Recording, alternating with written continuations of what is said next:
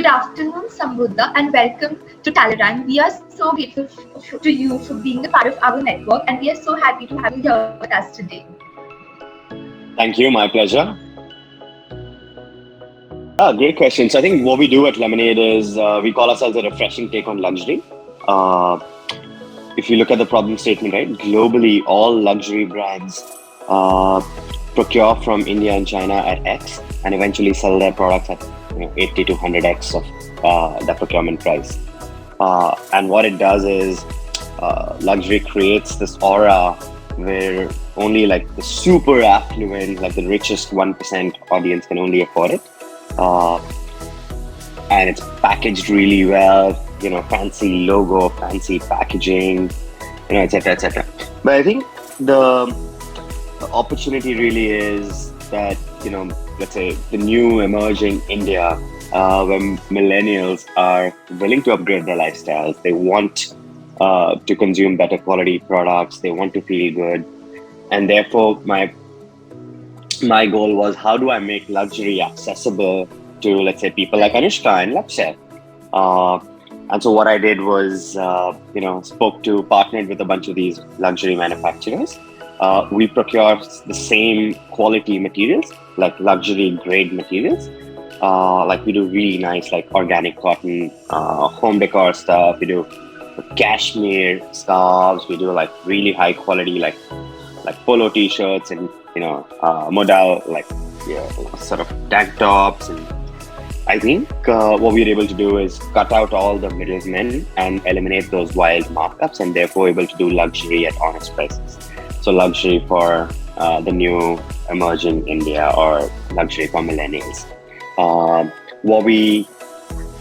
How we came up with this is actually my experience in scaling multiple consumer brands for this audience, and I started recognizing their aspirations, their willingness to pay, their likes and dislikes in terms of taste, their sensibility, and their overall what ties various elements of their lifestyle together.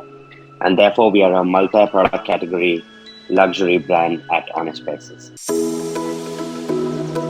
So we would like to, when you're hiring, what do you expect in a candidate? I think it differs degree of seniority wise.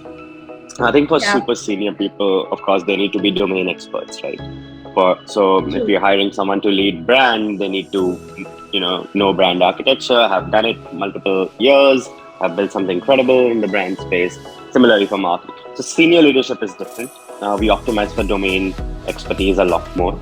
I think at the younger level, let's just say entry level, or even like young managers who we like to bring on, we optimize for three things. While of course we look at raw intelligence and how smart are they, ability to grasp interesting or tough concepts, and problem solving abilities. Some of it is just like linked to intellectual horsepower, but a large chunk of it is actually linked to your attitude, your willingness to learn, your ability to develop a strong EQ over and above an IQ. And it's a lot of willingness to grow, willingness to learn, willingness to, or demonstrated ability to work with people in teams. Have you led societies or peer groups? Are you strong? Is your mind strong enough to form great opinions when you see things? So I think we optimize for a lot of the softer skills at the entry level. How important it is to have a well-skilled candidate or an employee working in your company? Oh, definitely. It's very, very high. It's very important, especially because in smaller companies, you're expected to take on a lot of responsibility very early on, and so having demonstrated skills actually helps you perform better. In extremely large corporates, I think you have the freedom to spend the first few years of your career just learning, and you only start managing, you only start delivering several years into the workforce. So I think in a younger company, you need to we over-index a little bit more on skills. Yeah. And so what is the difference that you noticed in Talerang students and compared to other candidates that come? I think as an aggregate pool, I think people are. I think of Talerang as as a finishing school for a lot of smart students. So I feel like if I'm hiring from Talerang, either interns or full-time people, there will be a base level of intellectual smartness, and there will be a degree of work readiness. It's not like people have showed up to work and don't know Excel, I don't know PowerPoint, I don't know how to write an email. So I think of Talerang as a good, solid finishing school for candidates to become job ready. Like talking about Talerang, how has your experience been with Talerang so far? I think it's been, let me break it down into two parts. I think it's been phenomenal when it has come to hiring US candidates or candidates who've been educated in the US. I also think that's probably because this US prepares you in a lot better way to take on jobs. Life skills are a lot more higher. India, just as a country, as an education system, we're not there yet. We're a few decades behind. So I think it's been phenomenal to when sort of working with US educated or US undergrad kids versus Indian undergrad kids. But I think at an overall level, it's been amazing, right? With working with Talerang, it's not I've in my career, I've also worked with Talerang previously, like in my previous gigs as well. So I've seen the journey of Talerang grow as well as, alongside my career growth. So I think I've constantly come back to Talerang and say, hey, we'd love to hire some more folks.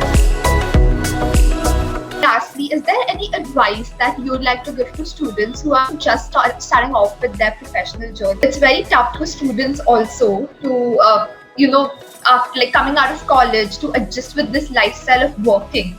What is something that you would like? I think young professionals should know what is success for them, and I think optimize their career path accordingly. Not everyone has the same level of hunger. Not everyone has the same level of skills.